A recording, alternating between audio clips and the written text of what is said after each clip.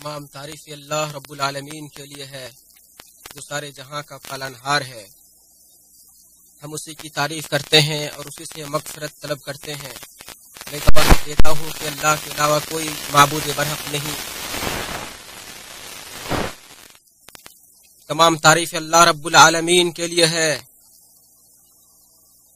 ہم اسی کی تعریف بیان کرتے ہیں اور اسی سے مغفرت طلب کرتے ہیں، اور میں گواہی دیتا ہوں کہ اللہ کے علاوہ کوئی معبود برحق نہیں،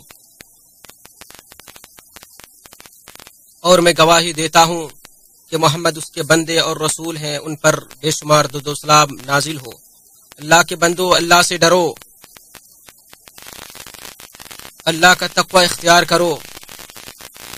اسلامی بھائیوں، دوسروں کی غیبت کرنا زبان کی آفتوں میں سے سب سے خطرناک اور انسان کی نیکیوں کو سب سے زیادہ تباہ کرنے والی چیزوں میں سے ہے۔ ارشاد باری تعالیٰ ہے وَلَا يَغْتَبْ بَعْضُكُمْ بَعْضًا أَيُحِبُّ أَحَدُكُمْ أَن يَأْكُلَ لَحْمَ أَخِيهِ مَيْتًا فَكَرِهْتُمُوهُ، اور نہ تم میں سے کوئی دوسرے کی غیبت کرے، کیا تم میں سے کوئی پسند کرتا ہے کہ اپنے مردہ بھائی کا گوشت کھائے، سو اس کو تو تم ناپسند کرتے ہو۔ اللہ تعالیٰ نے فرمایا وَيْلٌ لِّكُلِّ هُمَزَةٍ لُمَزَةٍ، ہر غیبت کرنے والے، تانا دینے والے کے لیے ہلاکت ہے۔ اس آیت کی تفسیر کے ضمن میں کہا گیا ہے کہ ہمزہ وہ ہے جو لوگوں کی غیبت کرتا ہے، اور لمزہ وہ ہے جو ان میں عیب نکالتا اور تانا زنی کرتا ہے، جیسا کہ بہت سے سلف سے مروی ہے۔ ایک عالم کا قول ہے غیبت وہ شعلہ برق ہے جو نیکیوں کے خرمن کو خاکستر کر دیتا ہے۔ اسی لیے ابن مبارک کہا کرتے تھے کہ اگر میں کسی کی غیبت کرتا تو اپنے والدین کی کرتا، کیونکہ وہ میری نیکیوں کے زیادہ مستحق ہیں۔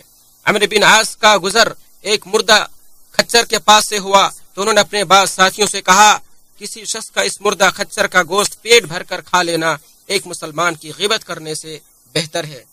اسلامی بھائیوں، مسلمانوں کی عزت و آبرو ویسے ہی حرام ہے جیسے ان کے خون اور مال حرام ہے، جیسا کہ رسول اکرم صلی اللہ علیہ وسلم نے حجۃ الوداع کے خطبے میں اس امر کا اعلان کر دیا تھا۔ لہٰذا اے مسلمانوں، اللہ کا تقوی اختیار کرو اور اپنی زبان کی تباہ کاریوں اور دیگر اعضائے جسمانی کی آفتوں سے بچو، کیونکہ اس کا معاملہ بڑا خطرناک ہے اور اس کا گناہ بڑا عظیم ہے۔ اسی لیے رسول اللہ صلی اللہ علیہ وسلم نے فرمایا کامل مسلمان وہی ہے جس کی زبان اور ہاتھ سے دوسرے مسلمان محفوظ رہیں، بخاری و مسلم۔ غیبت یہ ہے کہ آپ کسی شخص میں پائے جانے والی کسی بھی ایسی چیز کا تذکرہ کریں جس سے وہ ناپسند کرتا ہو، خواہ وہ اس کے دین، دنیا یا جسم سے متعلق ہو۔ رسول اللہ صلی اللہ علیہ وسلم نے ارشاد فرمایا کیا تم جانتے ہو کہ غیبت کیا ہوتی ہے؟ صحابہ کرام نے کہا اللہ اور اس کے رسول ہی بہتر جانتے ہیں۔ آپ صلی اللہ علیہ وسلم نے فرمایا غیبت یہ ہے کہ تم اپنے بھائی کا ذکر اس انداز میں کرو جسے وہ ناپسند کرتا ہو، مسلم۔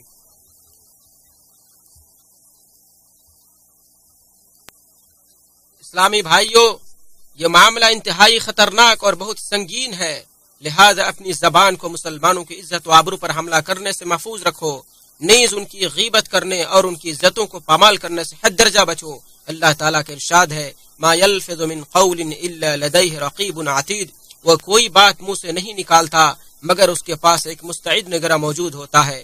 اور ہمارے پیغمبر صلی اللہ علیہ وسلم نے غیبت کے انجام بد سے ڈراتے ہوئے فرمایا جب مجھے معراج کرائی گئی، میں ایسی قوم کے پاس سے گزرا جن کے ناخن تانبے کے تھے، جن سے وہ اپنے چہروں اور سینوں کو نوچ رہے تھے۔ میں نے جبریل علیہ السلام سے پوچھا یہ کون لوگ ہیں؟ جناب جبریل نے فرمایا کہ وہ لوگ ہیں جو لوگوں کا گوشت کھاتے تھے اور ان کی عزتوں کو پامال کرتے تھے۔ امام احمد اس کی سند حسن ہے۔ حضرت عائشہ فرماتی ہیں کہ میں نے نبی صلی اللہ علیہ وسلم سے عرض کیا آپ کے لیے صفیہ رضی اللہ عنہا کا ایسا ہونا ہی کافی ہے۔ بعض راویوں نے کہا ان کی مراد یہ تھی کہ وہ کوتاہ قد ہیں، تو آپ نے فرمایا تم نے ایسی بات کہی ہے کہ اگر وہ سمندر کے پانی میں گھول دی جائے تو وہ اس کا ذائقہ بدل ڈالے۔ وہ کہتی ہیں میں نے آپ کے سامنے ایک شخص کی نقل اتاری تو آپ صلی اللہ علیہ وسلم نے فرمایا مجھے یہ بات پسند نہیں کہ میں کسی انسان کی نقل اتاروں چاہے اس کے بدلے مجھے اتنا مال ملے۔ ابو داؤد، ترمذی، اور ترمذی نے اسے حسن قرار دیا ہے۔ امام نووی کہتے ہیں یہ حدیث غیبت کی سنگینی سے ڈرانے کے لیے کافی ہے۔ اس بری خصلت سے ڈرانے والی یہ اور اس طرح کی بے شمار نصوص کی بنا پر جمہور اہل علم نے غیبت کو کبیرہ گناہوں میں شمار کیا ہے۔